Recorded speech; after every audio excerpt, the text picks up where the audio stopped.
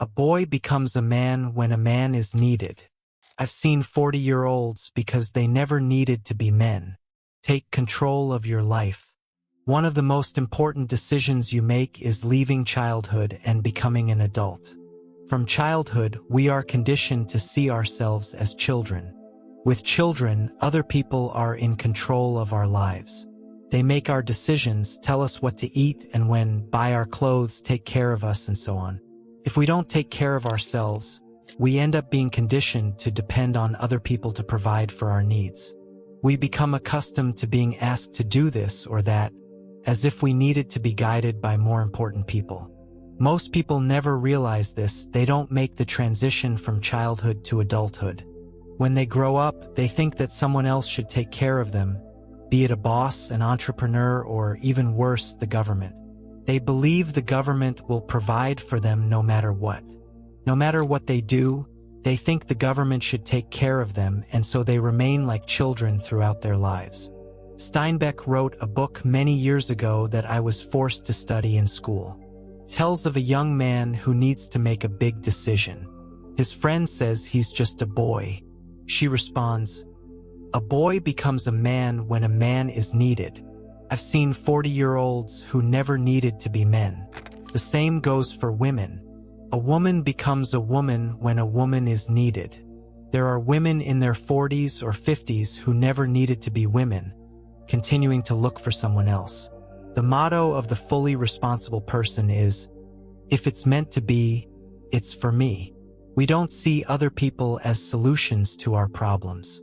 As Henry Ford said, "Never understand, never explain. If something isn't right, change it, but don't regret it." Arresting is a sign of weakness and of putting yourself in the position of a victim. People who complain are essentially saying, "I'm a victim. Someone did this to me." This undermines self-confidence, motivation, and self-esteem. There is a great abyss between maturity and immaturity, called the Valley of Excuses. When you reach this valley, you have the choice between remaining in childhood and immaturity on one side, and advancing to age and maturity on the other. Many people try to cross this valley hesitantly, in 2 steps, and end up stuck in the Valley of Excuses. This valley is one of the biggest obstacles to success in adult life. People make excuses. Around 80% of the population goes to someday island when they think about making a change in their lives. They postpone it until someday. Someday I will do this. Someday I will write that. Someday I will buy that book. Someday I will improve my skills. I will lose weight. I will get out of debt. I will change my relationship, and so on, and end up in the Valley of Apologies. As a fully functioning adult, when you reach this valley, your task is to step away from full responsibility for your life. Once you take that step, there is no turning back. Accepting full responsibility is scary, which is why people avoid it. Freeing up to say, "I am for my own life," is empowering. Your mission is to take that step, accept full responsibility, and never look back. We say that excitement is an inflammation of the excuse-making gland and is fatal to success. The reason people don't succeed is because they have excuses. You cannot imagine a leader whining and making excuses. As I said, there are 1,000 excuses for failure, but one good reason. So one of the things we emphasize is that there are no more excuses. Do it or don't do it, get in or get out, but don't make excuses. And so we say, period. If accepting responsibility is not optional, it is mandatory. I've mentioned this before, but I can't emphasize this enough. You can only give control, you can't give responsibility. You remain responsible for yourself into adulthood. You can try to give control by making someone else responsible for your life, and you may succeed. But then you're left waiting for them to tell you what to do, provide income, promote you or fire you or start a venture or something. Or you can accept responsibility. And accepting responsibility is mandatory. You can't go any further, you are literally blocked, almost as if there is a wall in front of you, until you accept responsibility. Take the step and never make another excuse. So, we claim that the word responsibility can be divided into two words, response and ability. It's your ability to respond. The challenge-response theory in history is a fascinating part of history that I discovered while studying the work of Gunnar Murd, who received an academic award for his work. He stated that all civilization in history began with a small tribe, sometimes as small as 3 people. The Mongol Empire, the largest empire in human history, which stretched from the Sea of Japan to the Danube in Europe, passing through the Middle East, all of China and half of India, began with 3 people, whose name was Temin, his brother, his mother Bortai, and his brother, I don't remember now, anyway, there were 3 of them. The tribe was decimated. They fled to the desert of Gob and hid. And what Temin did was look for another tribe. So what happens is that every tribe that became an empire started with a great challenge that they had to respond to effectively. This was a big challenge. The tribe was decimated, so he responded by joining his grandparents' tribe and becoming a valued member. If you responded effectively, the empire would grow. If this tribe was attacked by other tribes and responded effectively, it would win and the empire would grow again. As it grew, it continued to confront other tribes and empires, and there were conflicts. If they reorganized and responded effectively, they would grow again. This would continue until they were no longer able or unwilling to respond. Of the last 26 civilizations in history, 25 of them collapsed from the inside out. The 26th civilization is the American civilization. They all collapsed because they became weak and collapsed, just as Rome collapsed for bread and circuses, for the well-being of the masses, buying them off with massive taxes on those who were productive, until they finally exhausted themselves from within and the barbarians came from outside and plundered, and the Roman Empire disappeared. Well, in our lives, every time we respond effectively to a challenge, we grow and become stronger, becoming more resilient, confident, and powerful. So, the only certainty in life are the challenges. Your life will be a series of challenges after challenges. They never stop. They come like clouds from the ocean, problem after problem after problem. The only question is, can we respond effectively? And if so, do you continue to grow? As soon as we stop responding effectively to the challenges of external life, what happens is that we begin to regress. So whenever you face a challenge, remember, here we go again. That's what I do. I respond effectively to challenges. And the wonderful thing is that I learned in metaphysics, make the decision that no matter what happens, you will respond effectively and pre-program yourself. So no matter what happens, I respond effectively. No matter what problem I face in life, I take responsibility, accept responsibility, and respond effectively.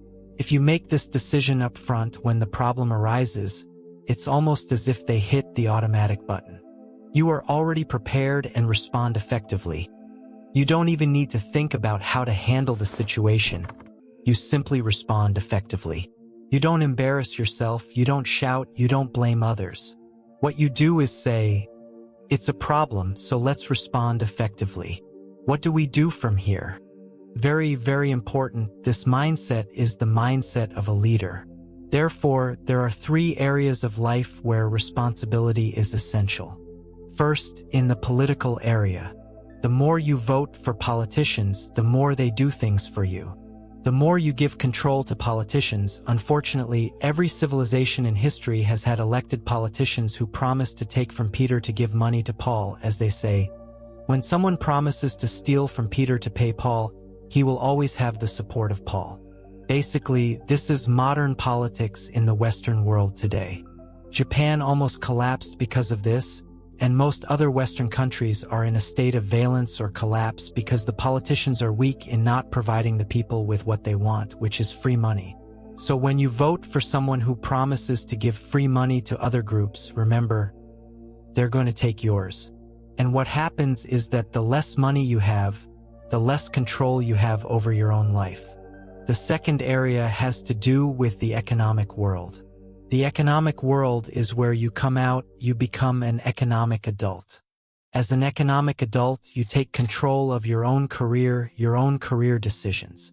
You don't wait for someone else to give you a job and a place to sit, telling you what to do and what not to do. You don't see yourself as unemployed. You see yourself as responsible for your own career. I write about it regularly. I do books and articles about it because there are so many people going through unemployment, and what they do is they go door to door saying, "Please hire me, please give me a place out of the cold. Please give me money for something," instead of taking responsibility for their lives. They look to someone out there who should be responsible for them. It just makes them like children. They shift the focus from the parent's dependency to the boss. The third point is health and well-being. Many of us don't take good care of our bodies. We expect the doctor to take care of us when we get sick. If there were no doctors, or if you were in a place where doctors were hard to find, you would probably take much better care of your health. However, taking responsibility for your life is crucial, as there is a direct link between responsibility and self-confidence. The more responsibility you accept, the more you feel like yourself and the more powerful you feel. You blame your problems on other people, the less you feel like yourself. Both decrease together. High responsibility, high self-confidence. Low responsibility, low self-confidence. Low confidence, low potential to achieve everything that is possible for you. So we say the important key is this: you are always free to choose the quality of your emotional, physical, and financial life. And that's a remarkable thing. It's your choice. What Barbara and I realized many years ago, our daughter Christina confronted us and said that even though she is an attractive and beautiful teenager, we as parents have a responsibility to our daughters, since we spend half of our time trying to protect them from boys, and of other people doing what we try to do with them in the second half of our time. So, we know the kids are not good. We tried to protect Christina, but she scolded us as if we were not very intelligent adults. She said, "Look, you can't watch me all the time. I set up all these barriers and limits, and you have to trust that you raised me well to make good decisions on my own." Barbara and I realized that she was right.